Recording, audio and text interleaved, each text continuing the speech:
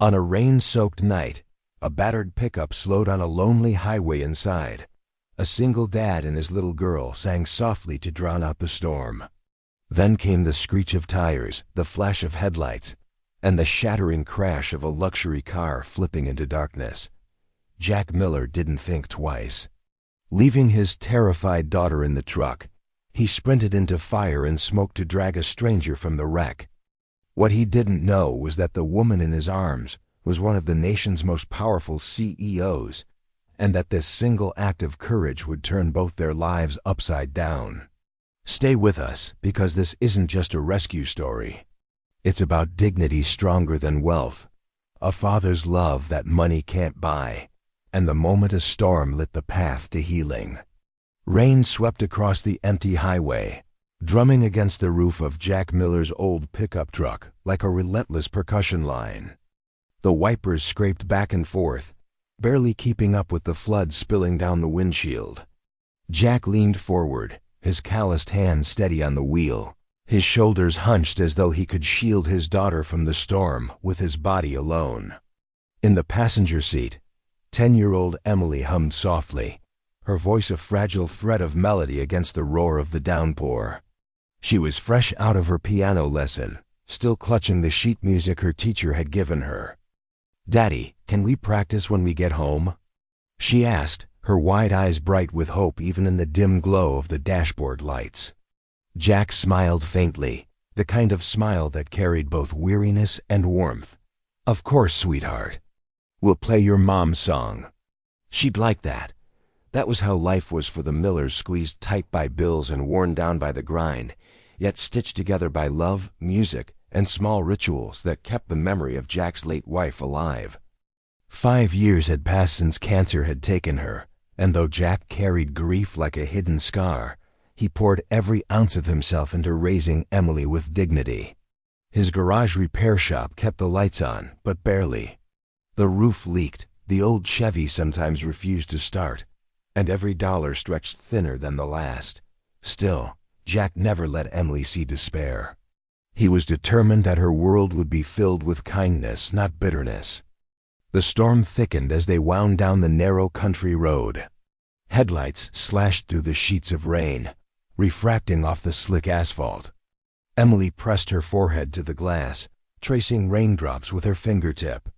That was when it happened, a blinding flash of white light, the squeal of tires, and the sickening sound of metal rending against asphalt.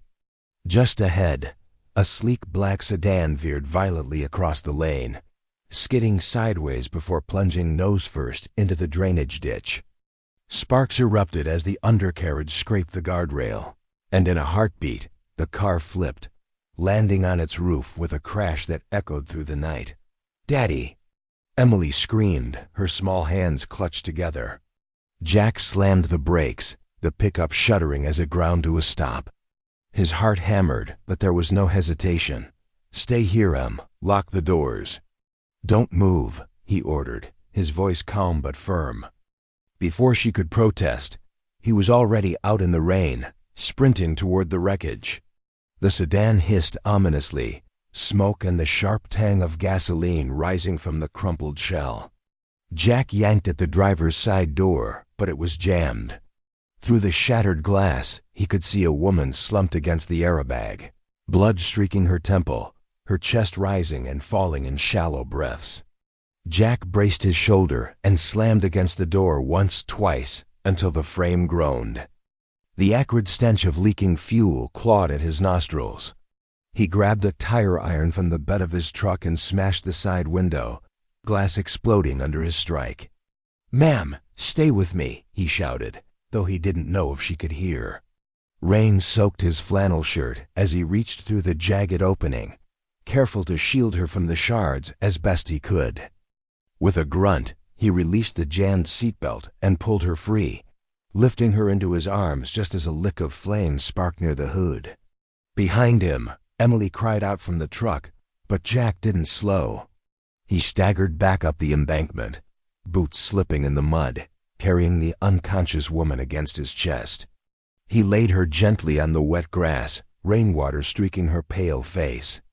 She stirred, lashes fluttering, and for the briefest moment, her gaze found his. Why would you risk your life? For me? She whispered, voice raspy, before darkness claimed her again. Jack froze, staring down at the woman. Even disoriented and battered, there was something striking about her tailored suit, the gleam of an expensive watch, the aura of someone who did not belong to backroads and storms. He didn't know her name yet, nor the storm she would soon bring into his quiet life. But at that moment, all that mattered was that she was alive, Emily was safe, and he had done what his conscience demanded. Somewhere behind the veil of rain, sirens wailed faintly, drawing closer. Jack pressed his injured hand against his side, blood seeping through the fabric, but he stayed by the stranger's side until the flashing red lights cut through the storm. The stormy night faded into memory, but for Jack Miller, the bruises on his arms and the bandage wrapped around his hand were constant reminders of the accident. He never expected recognition, never even gave his name when paramedics arrived. For him, saving a stranger had been instinct, not performance. Yet within a day, local news outlets carried headlines: Unknown Good Samaritan rescues CEO Victoria, Holly from fiery crash. Photos of the mangled sedan and grainy shots of Victoria on a stretcher filled screens. Jack winced when a neighbor waved the newspaper and asked, "Was that you, Miller?" He shrugged it off, determined to keep attention away.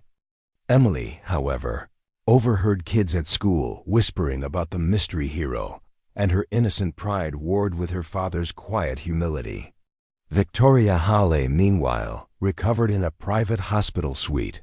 For decades, she had been the archetype of control CEO of Hawley Financial, a woman who had clawed her way to the top of a cutthroat industry. She had seen partnerships collapse, marriages fail, and friends turn to enemies when money was involved. Acts of kindness always came with an invoice. But as she lay in the sterile room, bruised ribs aching, she could not forget the man who had pulled her from fire. His eyes had not asked for anything. His rough hands carried no greed, only urgency. She found herself asking, who was he? And why had he walked away? A week later, Jack was at his garage, grease-stained overalls hanging loosely on his lean frame, when a sleek black town car pulled up. Emily was sketching at the counter, and her eyes widened when a tall woman in a tailored coat stepped inside. It took Jack a moment to recognize her, no longer bloodied and broken, but unmistakable. "Victoria Hawley, Mr. Miller," she began, her voice smooth but edged with curiosity. "You disappeared that night." "I had to find you," Jack stiffened. "Ma'am, I didn't do it for thanks." She studied him, then glanced at Emily. Something softened in her expression. "Still, gratitude is owed. Allow me to repay you. A new home, financial support, perhaps a scholarship for your daughter. You shouldn't have to struggle after what you did." Emily's eyes lit up, but Jack's jaw tightened. "I appreciate the thought, but we're fine." Victoria raised a brow. "Fine. You live in a leaking house, your business barely breaks even, and your daughter deserves more. Is your pride worth more than her future?" The words stung, but Jack shook his head. "It's not pride. It's principle. I want Emily to grow up knowing love and dignity can't be bought." The girl looked between them, confusion clouding her innocent face. That night, Emily whispered, "Daddy, why not let her help? Don't you want me to go to a good school?" Jack kissed her forehead. "One day you'll understand. Some gifts cost more than they're worth." But things grew complicated. A tabloid splashed a story. Mechanic stages rescue for CEO's favor. Reporters camped outside the garage, accusing Jack of exploiting the accident. Customers hesitated to bring their cars. Emily came home crying after classmates parroted headlines. Jack wanted to shield her, but his silence only deepened the wound. When Victoria saw the coverage, fury sparked. She knew the truth, and guilt gnawed at her. Her attempt to repay him had unleashed scrutiny he had never asked for. One evening, Rain pattered once more as Victoria returned to his shop. Jack was locking up, shoulders heavy. She stepped closer, her umbrella shielding them both. Why keep refusing me? Money could end this circus. I could buy you freedom. Jack met her gaze, weary but unbending. And what lesson would that teach Emily? That we bend when the world throws dirt at us? No. The truth stands, even if it's buried under lies. For the first time in years, Victoria felt disarmed. Power and wealth had never failed her, but here stood a man who valued something she had forgotten: integrity. She looked at Emily, who peeked from the doorway clutching a ragged doll. The girl offered it shyly. Mom made this for me before she died. Daddy says it keeps me safe. You can borrow it until you feel safe too. The gift left Victoria momentarily speechless, her throat tightening. In the child's eyes, she glimpsed a kind of trust she had not known since her own girlhood. That night, lying awake, Victoria wondered if the crash had not been mere chance. Perhaps fate had pushed her into the arms of a man who reminded her what all her fortune had cost her: faith in people. Weeks turned into months, and the clamor of scandal slowly faded. Jack Miller kept his head down, working late into the night at the garage, patching up rusty trucks while Emily colored pictures at a corner desk. The rhythm of their modest life resumed, yet something had shifted. Strangers sometimes stopped him on the street to shake his hand, while others still muttered about opportunism. Jack bore it all with quiet resolve, but Emily noticed the weariness in his eyes. He told her often, "Storms pass, sweetheart. What matters is who we are when they do."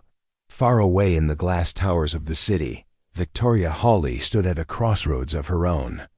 She returned to boardrooms and negotiations, but her heart was restless. The rescue had become public lore, but the part that stayed with her was not the fire or the headlines. It was the dignity of a single father who had nothing yet lived as though he owned the greatest treasure in the world.